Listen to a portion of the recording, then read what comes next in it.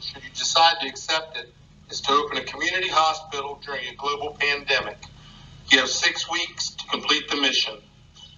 Good luck.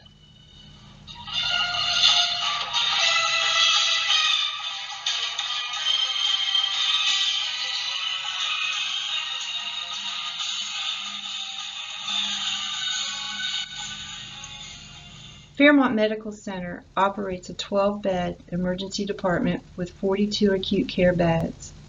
The community has been served by this facility since 1939, when Fairmont General first opened. After closing in March 2020, WVU Medicine reopened this facility as a campus of J.W. Ruby Memorial just 3 months later.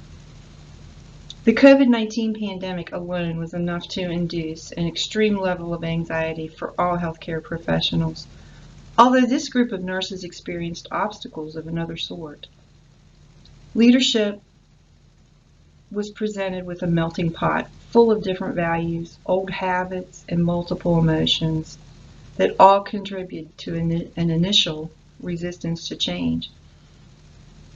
A situation quite like the newly blended family in the 1968 film Yours, Mine, and Ours.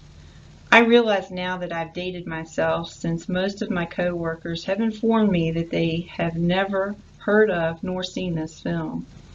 The story is about a military admiral with 8 children and a widowed handbag designer with 10 children struggling to blend 2 households with very different lifestyles. Opening this facility was a race with time, and with quite the diverse group. There was a mix of seasoned nurses, graduate nurses, nurses from a small community hospital, as well as a large magnet accredited organization. Transformational leadership is an approach that requires the leader to empower and motivate. This is a management style that motivates employees to take ownership for their roles and perform beyond expectations. Instead of assigning tasks from the top, teach people how to think rather than just do what they're told. Mobilize people into groups that can get work done and raise morale through building relationships. Lead by example. Be visible and approachable. Remember, a quiet leader can be an effective leader. Create a climate where employees have greater commitment to their organization and higher levels of job satisfaction. This, we all know, results in positive patient outcomes. To build a foundation for relationships, it is important to convey a sense of purpose and shared values. Clear direction toward a common goal will reduce uncertainty and chaos.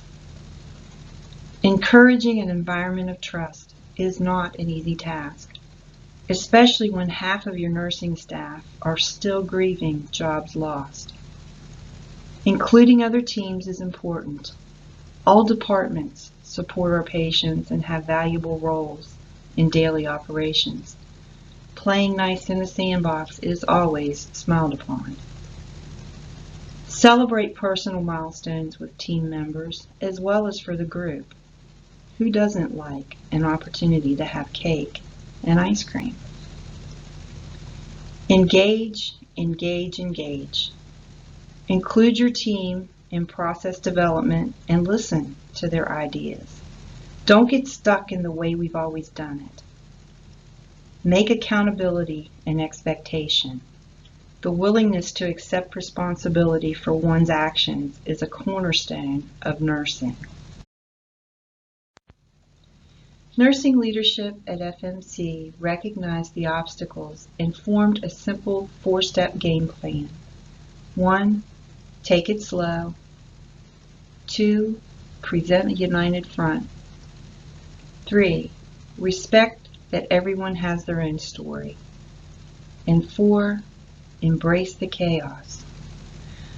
A few ways that we accomplish this are with daily rounding and with staff and patients, clear communication through staff meetings and newsletters, interdepartmental rounding, shared governance committees, team building, community involvement, clarity and upholding policy, embracing conflict, and most importantly, leading by example.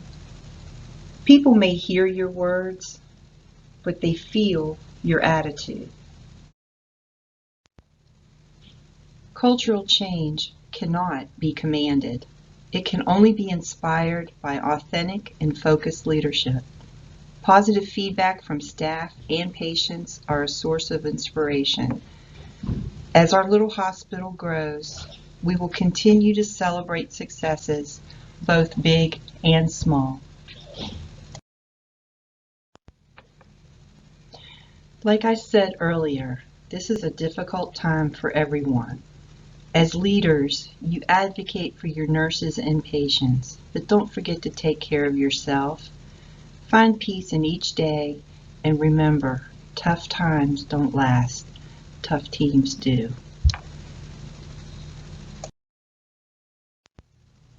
Thank you for giving me the opportunity to tell our story.